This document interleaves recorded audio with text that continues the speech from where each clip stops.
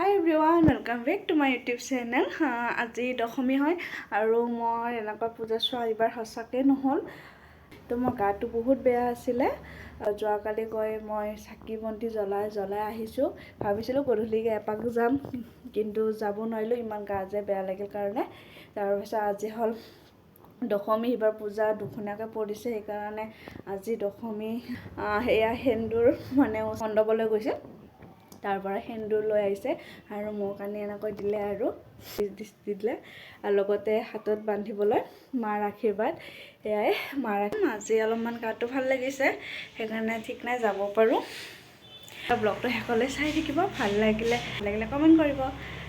এয়া মাংস খাই পেলাই, পিঁয়াজ নাছিলে, পিঁয়াজ আনিলে। এতিয়া আৰু লাহেকৈ বনাওঁ আৰু যিহেতুকে 12:30 মানে হ'ল। পিঁয়াজ আলু এয়া আদা নহৰু এইপিনে মছলা পিচি আছে।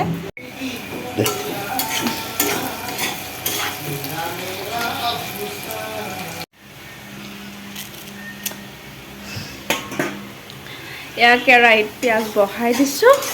খোৱাই নাই, এনেকৈ মাংস বনাই দিওঁ, যিহেতুকে আৰু মাংস চাংস বনোৱাৰ পিছত ধুবই লাগিব, সেইকাৰণে মুখখন ধোৱা নাই। এতিয়া হালধি দিম।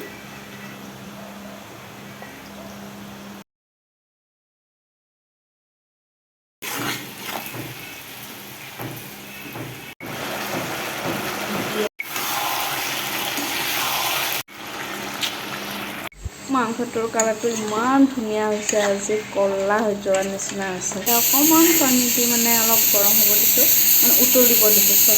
A few moments later. মাংসটো হৈ গ'ল, মাংস ভাত হৈ গ'ল। এতিয়া খাবলৈ যোগাৰ কৰোঁ আৰু দিলে 3টা মানে বাজিলে চাগে, তো ভোকো লাগিছে। এতিয়া খোৱাৰ আৰু আৰম্ভ কৰোঁ।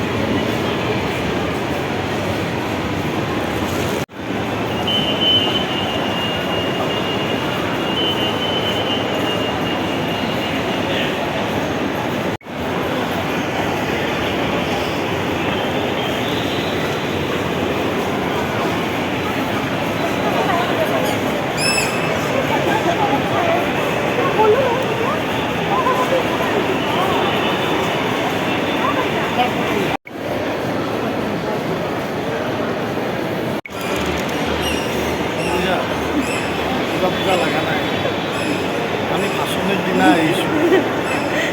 ভাষণৰ দিনা শেষ পূজা।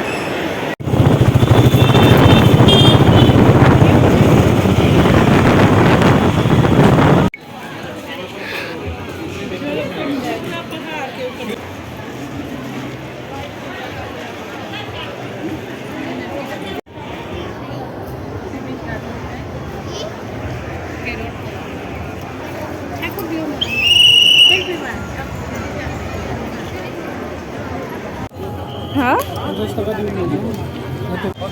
50 টাকা কিনে আছে, 50 টাকা কিনে। জ্বলাই নাৰাখি আৰু বেয়া পথচাৰী হৈ পৰিছে সন্তুষ্ট